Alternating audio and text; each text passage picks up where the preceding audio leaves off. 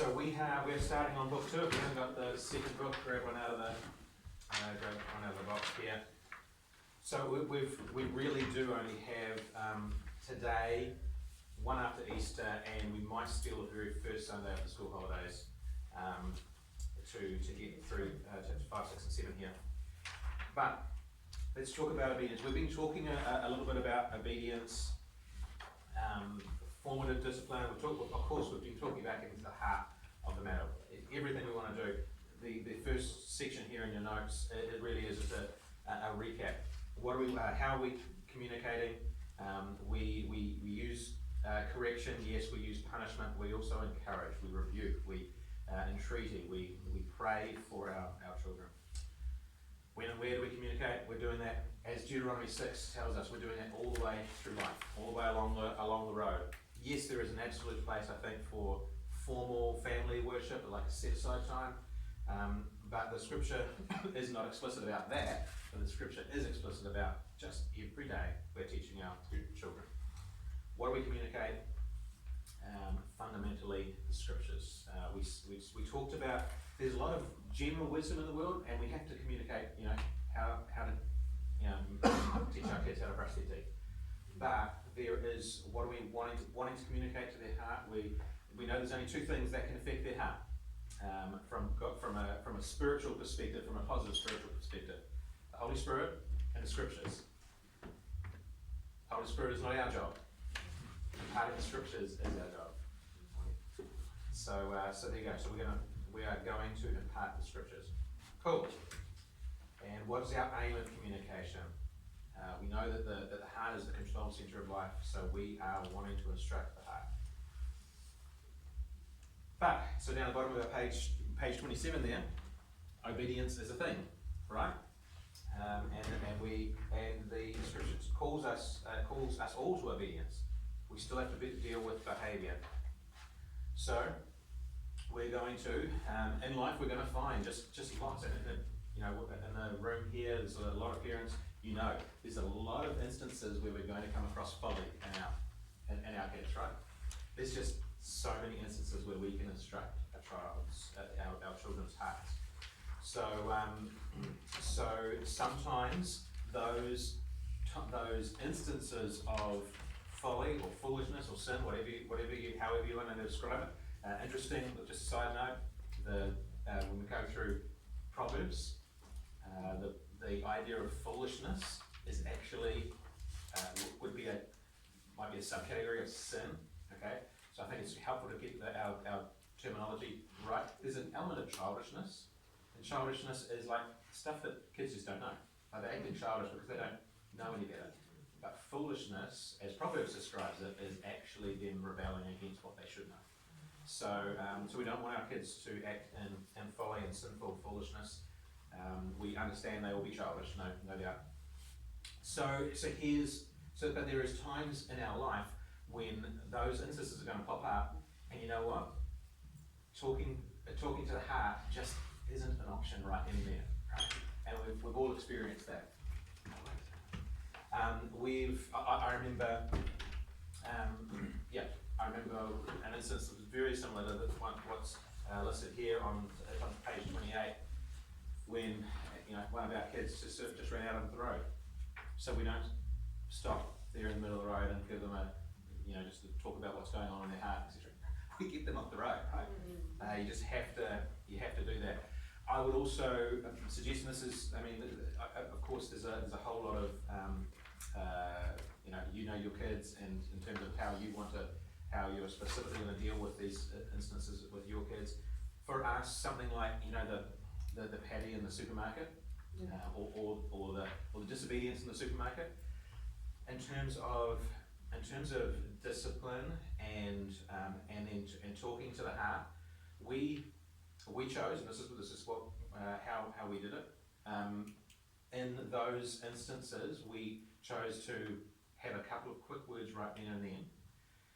I'm talking about when they were real little, but not deal with it in a major way in those instances.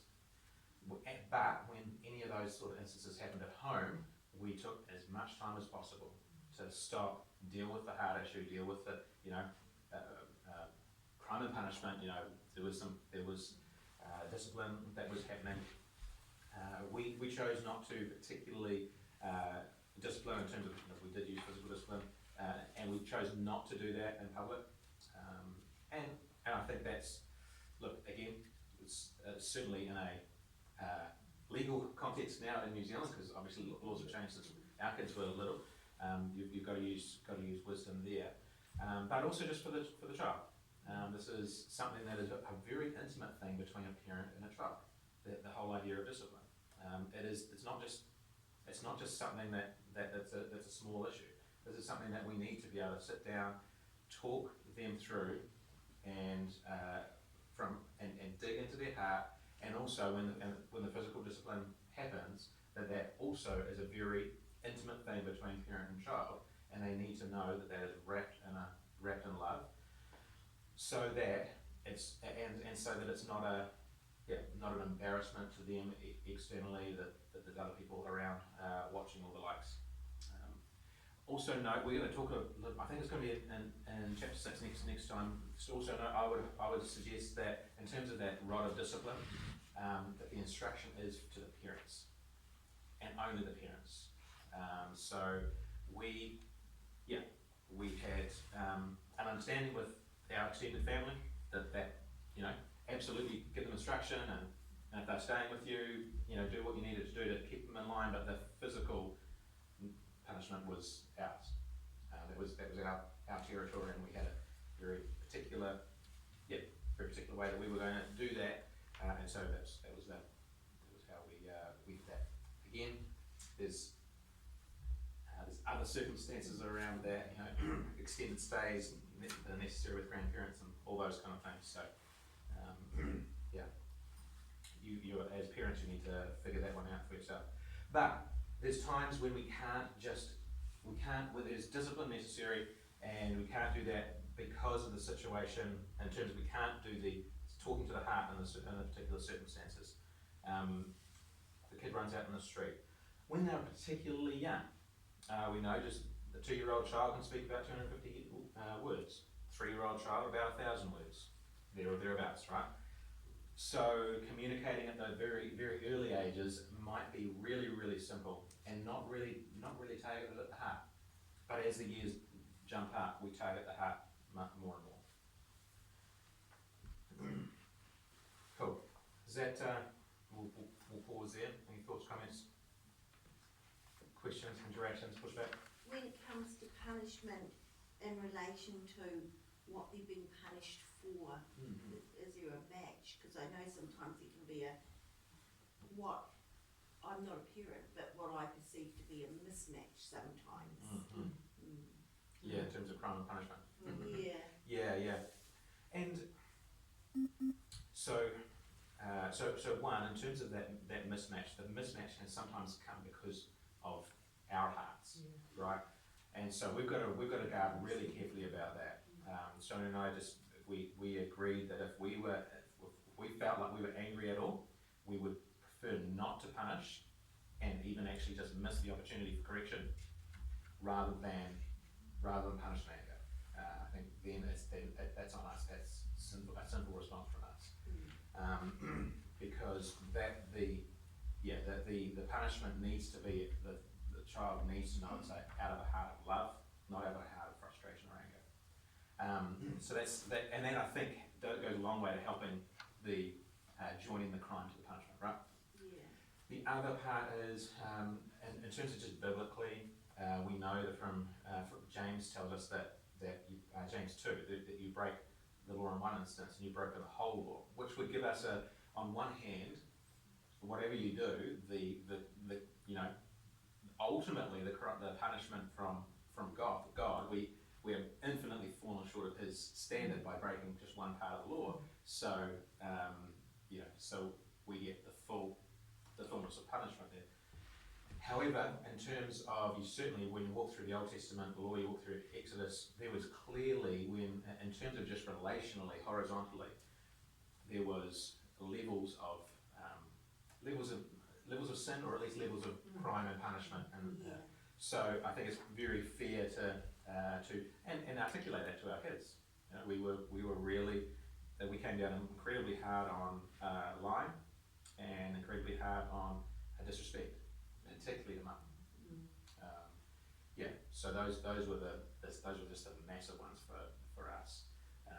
We got those two in order. The other ones were kind of fell into order a little bit easier. Does that make sense? Yeah. And I guess doing disciplining or out in that heart of love enables a child to contextualise it a little bit better. Yes. And therefore later on apply this will be the consequence if I do this. Yeah. And we tried to be parents we are inherently inconsistent, but we try to be consistent, even to the point when later on in years where the rod of discipline was no longer like physical kind of thing. In the teen years, it became something that was going to be good for you going for a run, and we had up on a board this one here, messy room, whatever it was, that was a 2K run. This one was a 3K run. There was one that was a 6K run. It was good for them, right? Yeah. And by the time, and it was the biggest one we found was like that kind of argumentative spirit, either with their brother or sister or with one of us. They were pushing back on us too hard. As teenagers, you allow a little bit of pushback in terms of let's negotiate, or let's talk about what's going on here. But if that pushback was disrespectful, then see you later. And amazing, they get oxygen through their lungs and they clear their heads and they come back and apologise and okay, let's talk about this rationally. Massive difference. Anyway. And now they probably come as adults and talk things through. Yes, Because that's how it is. Yeah, so that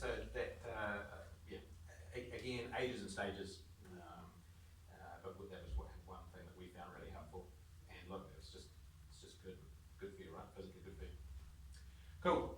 Let's keep on going. So we're talking about obedience. The biblical basis, of course, for obedience. For our children, it's Ephesians 6:1. Children obey your parents in the Lord, for this is right. And notice that there's two qualifications in that verse there. Firstly, in the Lord. And so Paul is getting to the point of getting the idea of children actually, what you're doing is, yes, you're obeying your parents, and there's some massive practical benefits to that in the family. But actually, it's more than that. You're obeying them in the Lord.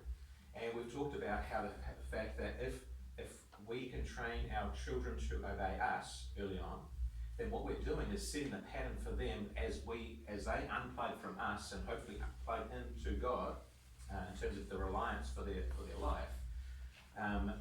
We are training them to be obedient to an authority, and that authority will either be something external to them or it'll be something internal to them.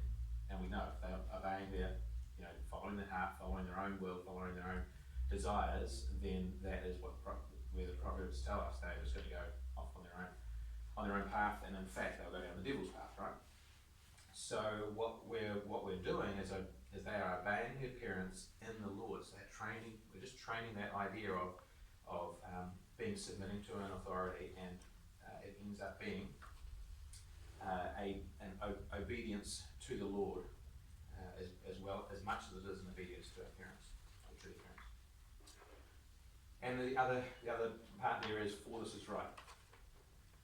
And he cites in verse 2, he goes on to say, Ephesians 6:2 is just down the bottom of page 28. Honour your father and mother, which is the first commandment with a promise, that it may go well with you and that you may enjoy a long life on the earth. So our obedience is actually grounded in the law of God. It's amazing how, although we're not under the law still has a large weight and sway on us, on our behaviour, on the way that we see ourselves, on the way that we see God. Cool. We're going to talk a little bit more in a moment about actually verse 3 in Ephesians 6, which says to parents, particularly to fathers, don't exasperate your children. I think as parents, we need to hear verses 1 and 2 and make sure our children are obeying us in the Lord because it is right. But we've got to be careful that we're not the ones that are actually ultimately stumbling them as well.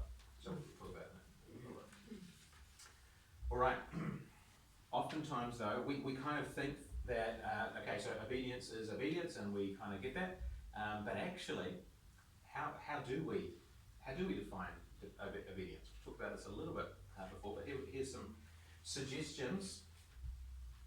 Here's some suggestions in terms of what that might look like for a child in the context of a home. So, obedience being the willing submission of one person to another, of one person to the authority of another. So here's again the route that we took as parents. One, they will either, obedience could be either something that you tell them to do or tell them not to do, right? They'll refrain from things that you're not going to do. Cool.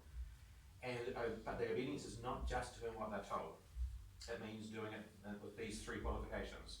Without challenge or excuse, but we'll talk about that, the caveat there in a minute. Without challenge or excuse, without delay, and without grumbling or an attitude. Wow, that last one can be hard to.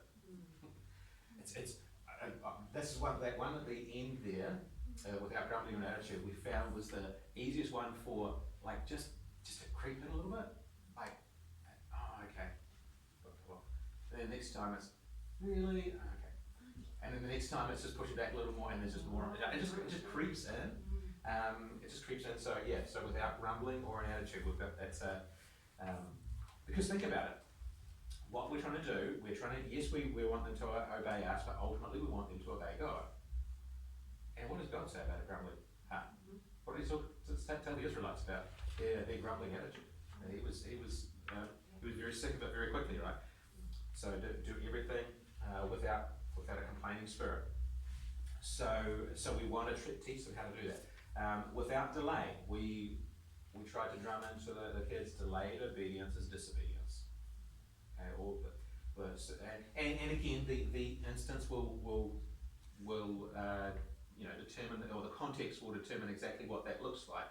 If they are putting something very heavy up on a top shelf like this, and Sonia and I told them to do something, we would expect them to, not to just drop the thing and smash on the floor and go, there's a context there. Okay, you're going to take a half a minute just to finish that up and go. But the idea is, from the heart, yep, I'm getting onto that straight away. I'm doing that straight away. And of course, without challenge or excuse, let's have a look at that first one. Without challenge or excuse. When we think about kids from an early age, we do want them specifically just to, because we are essentially managing almost every detail of their life, right? We essentially want them to continue or get to the task that we have asked them to do immediately. Whether it's clean up toys, we don't want to hear, but I want to play, or do I always have to go to bed so early? Some of those examples are in the notes there. Should be without challenge or excuse, and essentially, and again, your kids. We were really trying. We can't say we did this perfectly by any stretch of the imagination. But certainly those early years, that was just without challenge or excuse and no exceptions. I don't know when we sort of started. Maybe it was 5, 6, 7. Each of the kids was probably a little bit different just because of their maturity levels. But there was we did start to tell them, okay, if there is something that we have told you to do and you think, hold on, perhaps we've missed something, perhaps there's been, or that maybe you are actually doing something that we've already told you to do, or you think is actually very vitally important, there was this process of appeal. And it always started with, okay dad, or okay mum. So we told them to do something and it was always, okay dad, okay mum. That was the first response. So there it is, without challenge or excuse. And then it could be after that, but dad or but mum, can I talk to you about, or can I just ask about such and such? And it was, mum's already asked me to do this, should I carry on with that or do what you've asked me to do? So that might have been an example. Or it might be, I've got 3 minutes to go on this particular task, or whatever it might be. Is it okay if I continue on, or should I go over this now? And then it's so we wanted it to be firstly, okay, so there's a heart desire for obedience, but then can we just clarify something here? And they were pretty good, and the process of appeal is the one that can bleed over into the grumbling or attitude just a little easy. So we've got to be careful of that. But we found it a real helpful thing. Remember Ephesians 6 verse 3? If you got your Bibles, let's just make sure we have a good look at the full context there. Sorry, it's 4, verse 4. Yeah. So, starting verse 1, children, obey your parents in the Lord, for this is right. Honour your father and mother. This is the first commandment with a promise, that it may go well with you, and that you may live long in the land. Fathers, do not provoke your children to anger, but bring them up in the discipline and the instruction of the Lord. Okay? So we don't want to provoke our children to anger. We don't want to exasperate them. I think one translation says. So what we, and if we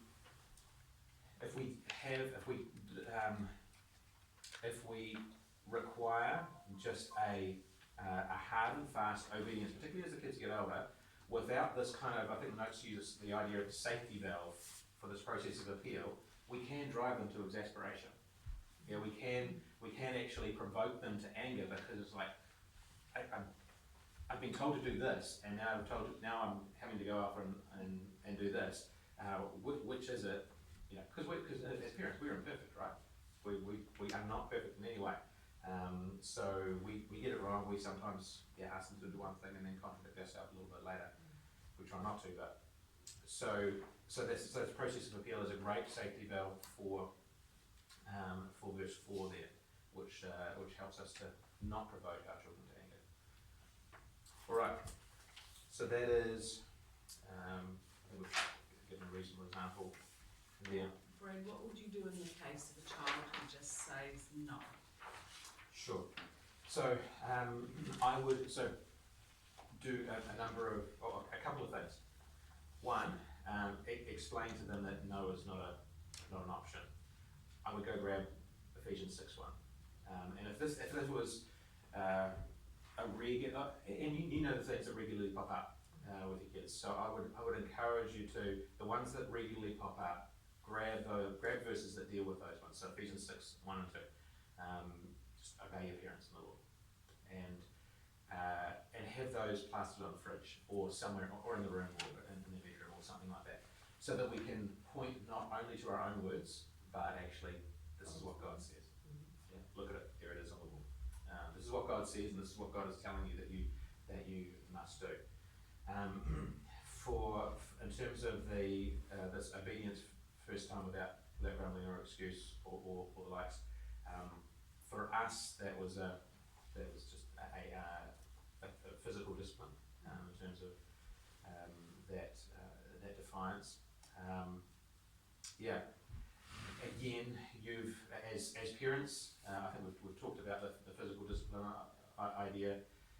I realise the laws have changed since our kids were little. That is every parent's every parent's decision in terms of how they carry on. If we were disciplining again today, if we were starting again today, I think the instructions from the Proverbs, we would, although we 100% say would hold that the Old Testament it does not have a hold over us in terms of the Old Testament law. The New Testament is our complete guide for Christian living. The Old Testament clear command for that rod of discipline, and I think that's a physical rod of discipline. I can't interpret it anyway. I would obey that before I obey the laws of the land. Sometimes that's the simplest way. They talk about putting them in their room for a while, but they've got often their toys to play with, so that's not really a punishment. Or other things where it's sort of mentally a problem. The physical discipline straight after some disobedience, they know what it means. It's got to hurt a little bit, so they don't want it again, and then it's over and done with. It doesn't prolonged, so it's actually a very simple and often the best way. Yeah, and I think there's a reason why it's in the Bible and the Proverbs, right? I understand the difficulty though, and also different kids, different personalities. Yeah. I'm just thinking about the no answer as well, and sometimes depending on their age, it may be just the most familiar word in their vocabulary. So it might be just finding out what do they mean by no. Do they mean in 5 minutes? Yeah. You know, and so sometimes just breaking down, what does no mean to you? What do you mean by no? Yeah, and As well. and definitely taking the time to dig into the child's heart. Why are they wanting to defy us as a parent? And there, so we had one child in particular where that kind of that defiant no was regular, and stubborn, and physical discipline. Physical discipline didn't immediately work. So here's a helpful phrase that was really, really helpful for me when thinking about this. In terms of discipline for our kids, we want to break their will, but not their spirit. Right? Okay, so we want to break their will, but not their spirit. And even just saying language like that, breaking their will, seems harsh, but no, we want to stop their will being for themselves. We want to turn their will to being honouring and glorifying God, right? And for one of ours, that was a real hard road. It was. And physical discipline was hard. I remember just setting aside a long period of time with this child, and it took a long time to break through. The will was strong. The will was incredibly strong. Without giving too much away, I talked to him today. So you know which one it wasn't. I talked to him today, and he is incredibly thankful for those times where the used to be used biblical language, the folly was driven out of him, and he realised that it was just stupidity. Even and that for this particular one, the physical discipline lasted a little later into years than the other two. But even then, and he still says, the others, they didn't get anywhere near as much as I did they? No. And he said, he realises that there was just a lot that needed to be driven out of him. And some people have a more oppositional nature, and it's just their natural go-to to do what you don't want them to do. Do the opposite. Just because they want to, I'm going to be me and do what I want. And even still today, the discussion's obviously very different because they're quite a bit older. But even still today, the no, I'm right, just like bang, no matter what evidence you put in front, no, I'm right, is actually still there, and it takes a little bit just to talk around and think, I'm actually being stupid again, aren't I? It's good for them to realise actually that stubbornness, my will is going to be the thing that I'm going to cling on to here. I've got to let that go. And it is. It's just a humbling of yourself, isn't it? I mean, we're all capable of digging our heels in and saying, no, I'm right. Even when... I suppose for me, how did you get to that process? Painfully. Mostly painfully for me. I hated those times. Really, really hated those times. Because that's not in your nature to Was it a lot of talking? With them? Yes, a lot of talking with them and a lot of waiting. So a lot of waiting for them to come down off what was probably just anger going on in the heart, to come down to be able to talk. So there was some physical discipline, and then waiting for them to, because I was not going to leave it at that. So it did mean there was a handful of times. At the time I was working in secular employment, had a very understanding boss, and I knew I could. So again, some everyone's scenario is different, right? Once or twice, I rang up and just said, hey, I've got a bit of a family issue going on here, I'm gonna be an hour late. And he was okay with that. Not everyone's able to do that, and sometimes I couldn't, you know, if you've got a meeting to get to or a plane to catch or whatever it is, you just can't. But I tried to, wherever I could, when those instances pop up, try to just, okay, gonna block out the next bit of time. And for the other two, that was like a 5 to 10 minute thing. For this other one, it was regularly a half hour or an hour, and yeah, but I would describe it as incredibly painful. Yeah, I mean it was painful for him as well, but it was it's just. And did you find in the end that the discipline, the physical discipline didn't work, so you had to use other? No, the physical discipline worked. Yeah, and it was a point. And Sonia and I had talked about this beforehand.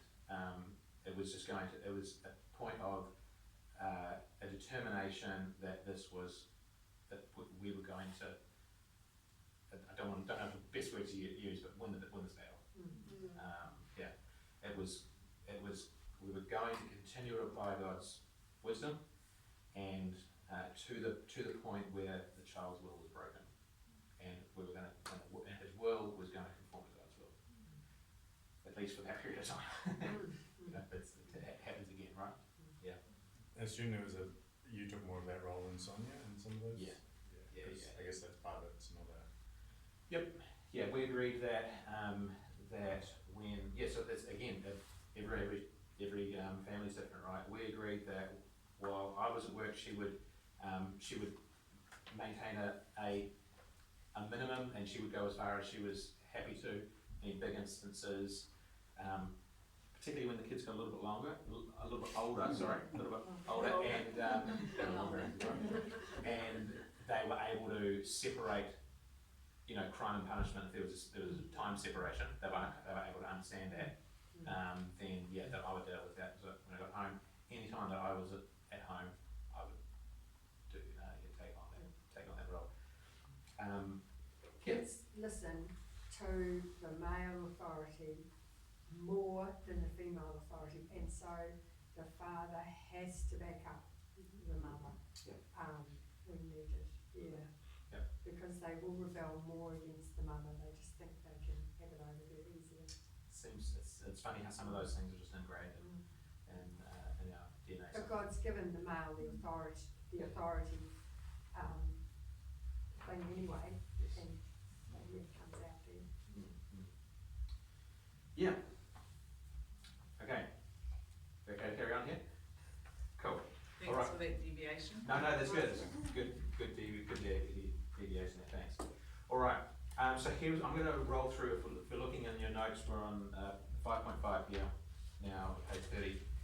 I'm going to just roll through these headings now and just make a couple of comments on each. Nothing major, because I think there's probably nothing massively